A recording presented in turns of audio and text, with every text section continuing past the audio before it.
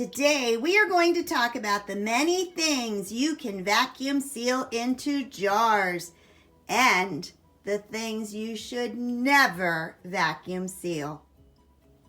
Good morning, friends. My name is Deb from Just Do Something Homestead, and over the last few weeks I have had an incredible amount of people who are interested in vacuum sealing.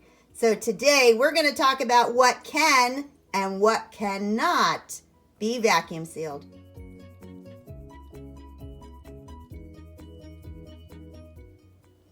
Vacuum sealing is a way to preserve your fully dried products. It is a way to keep out the bugs, to keep it fresh, and to extend the best by date. But it is not canning. And because of that, there are many things you cannot vacuum seal. And today we're going to talk about it.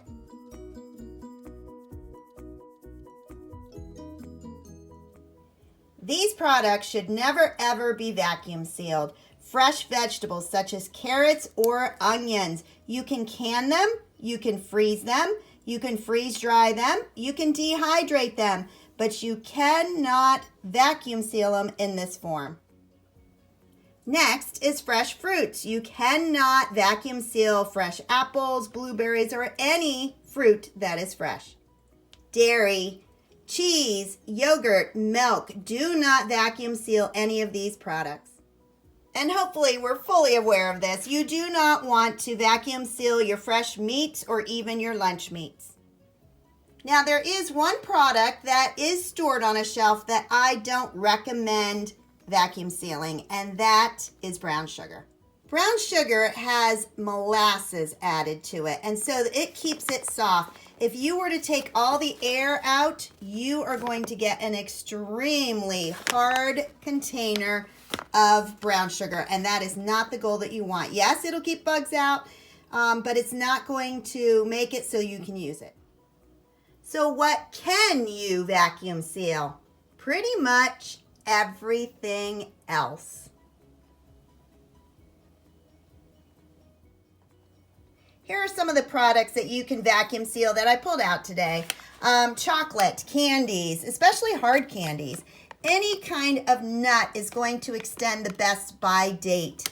Another thing I do is dried soup mixes. That is definitely a great way to preserve them.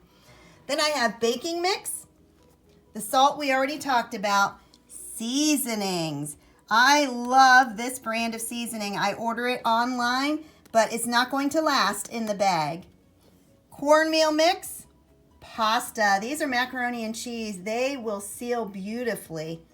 Nuts and cereal. Other things that seal very nicely, white rice, tea, oatmeal, cookies, crackers, wheat berries. Those are the berries that you grind to make wheat. Powdered milk, dehydrated fruits, freeze-dried foods. Popcorn kernels, spices, dried herbs, and dried beans. All of those can very successfully be vacuum sealed.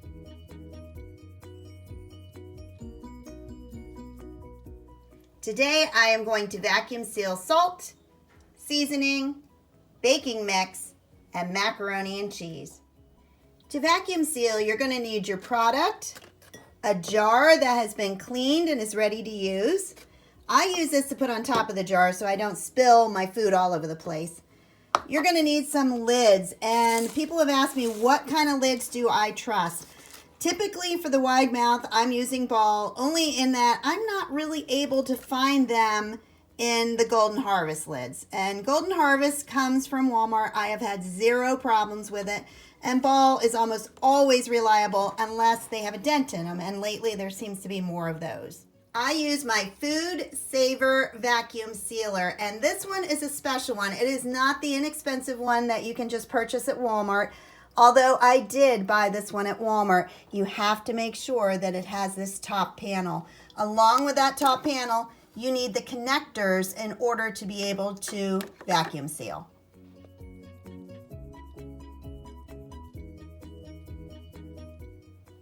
You also need a set of the Food Saver jar sealers. These are a separate purchase. I got these off of Amazon. I have two different sets, so this is not a match set. But this is the wide mouth, and then I also have the regular mouth. That is in regards to the size lid you use. So the regular lids, I will use the smaller sealer, and then the wide mouth, I use the larger one.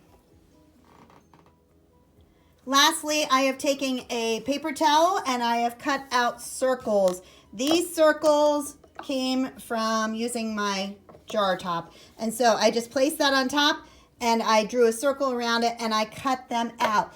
This is only used for dry, powdery items that you are vacuum sealing. If I was doing something like macaroni, I don't need it. But if I'm doing something like salt or spices, if you don't put one of these on top, your Food Saver is going to suck that powder into the machine and your machine will have a very quick death.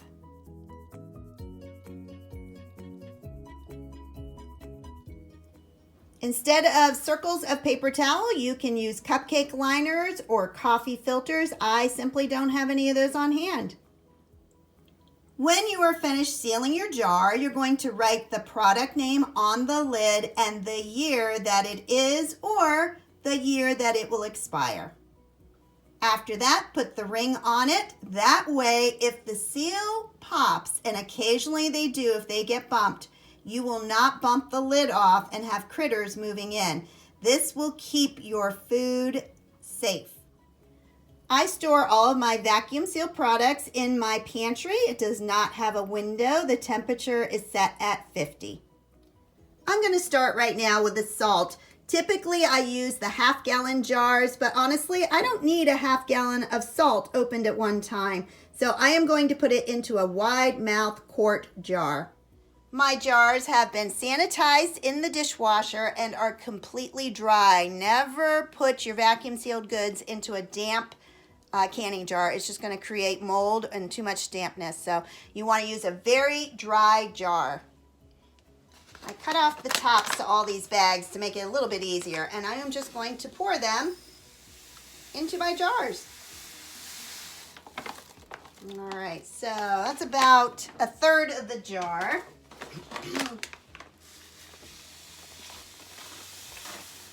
Ooh, no, it's about half. Ooh, that'll work out even better. All right, then you're going to want to shake it around to get some of that air out, just like that. And because I know 2 fit in one jar, I could add a little bit more, but I would rather put that in a second jar.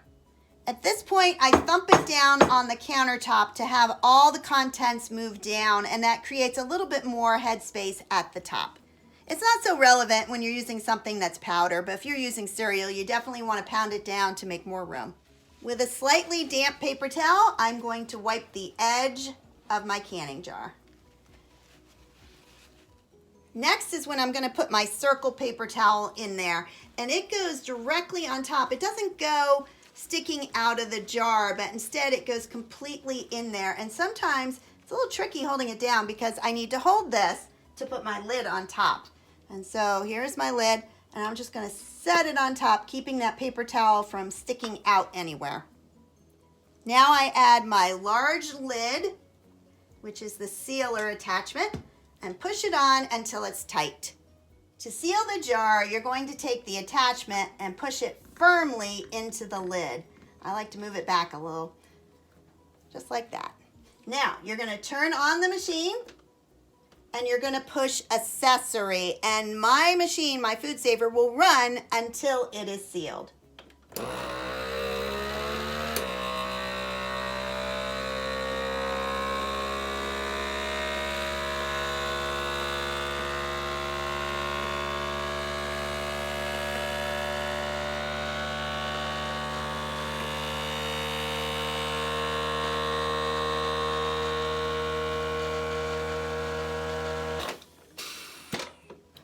Just like that.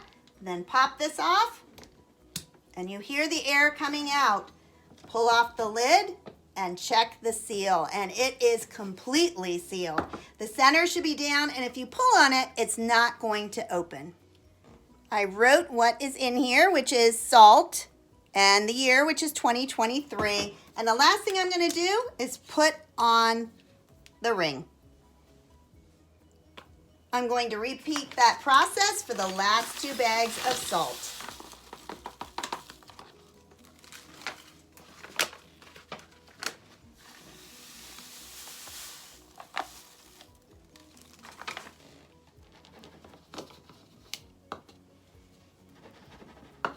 Now this one, I decided to write what it was on the lid before I seal it, which actually is a little bit easier, but I always forget to do that. Wipe the jar, put on the paper towel,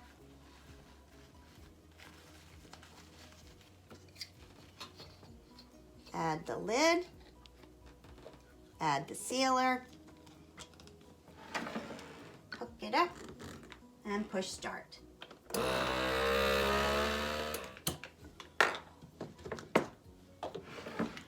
Check the seal and add a ring. And there you go. That was 4 pounds of salt. Next, I'm going to do my sausage seasoning, and I want to show you how I actually store my rings. This round thing is actually a closet organizer, and I believe it's to put ties or scarves on, but it is fantastic for holding my rings.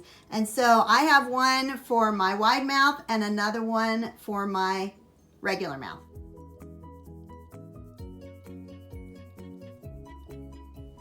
For the seasoning, we are simply going to repeat the entire process. These are little short jars that I love. They actually are wide mouth.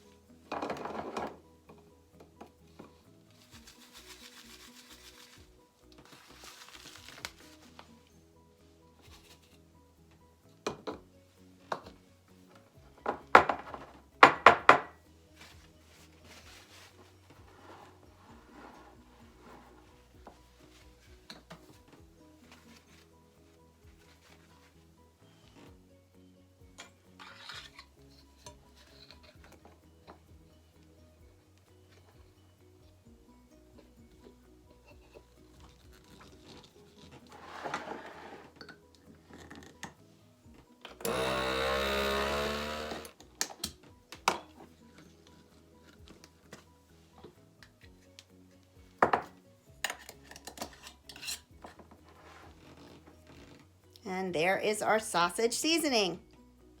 Mac and cheese is just the teeniest bit different because I'm going to cut out the directions and put them in the jar with everything. That way I know how to make it when it's time to use it.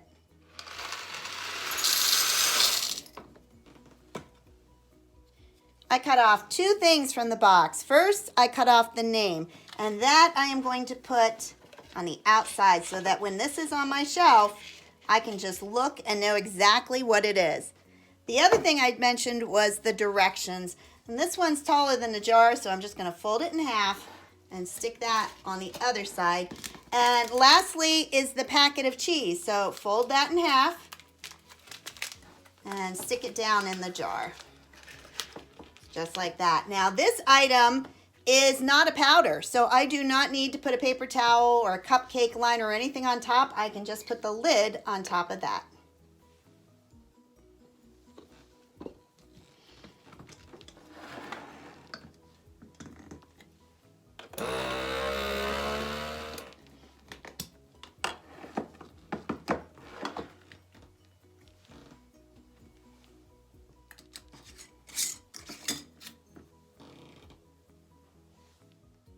Next is Jiffy baking mix. Now I wipe the inside of this with a dry paper towel. I don't want to use a wet one because I don't want my pancakes to taste like sausage seasoning. So I dry wiped it so we are ready to go.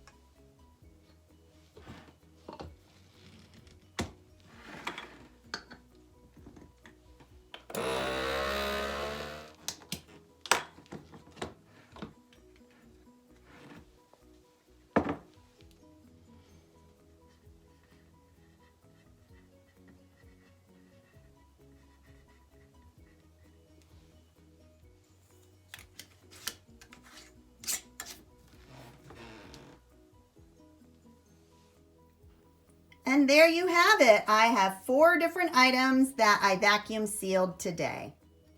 Another little hint I would like to share is if you fly through your seasonings, then it can become a hassle always vacuum sealing your jars shut. So if you're going to use this very quickly, the first time I would use it, I would pop this lid off of there. But after that, I would use a plastic lid. And you can purchase these lids on Amazon. I have also seen the white ones in Walmart. But they work just as fine as keeping it sealed, if you screw it on tight.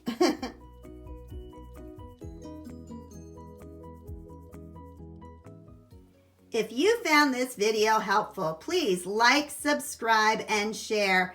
And remember, you can't do everything in one day, but you can just do something. Have a great day. Bye-bye.